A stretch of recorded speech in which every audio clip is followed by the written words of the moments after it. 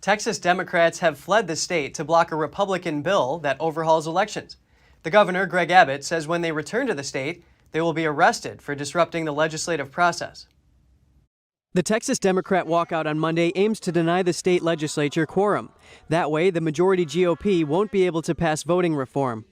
We're here today because our backs have been against the wall.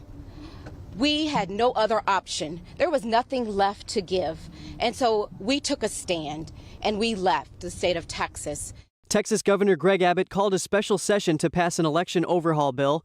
Republicans say it's necessary to prevent irregularities and fraud, but Democrats say it amounts to voter suppression.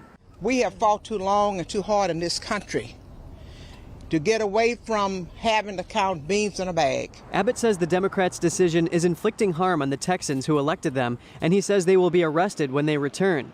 He claims other members of the House can call for the Democrats who ditched the vote to be arrested.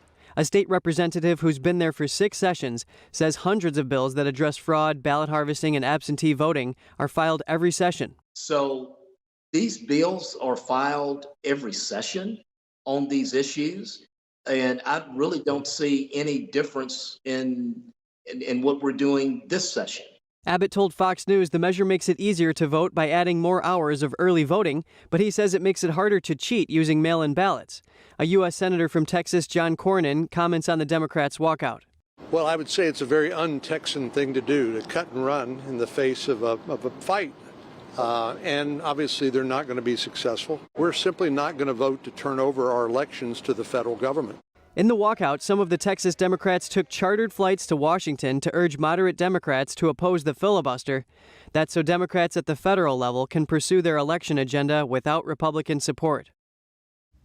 Amid the standoff, President Biden is set to deliver a major voting rights speech in Philadelphia Tuesday.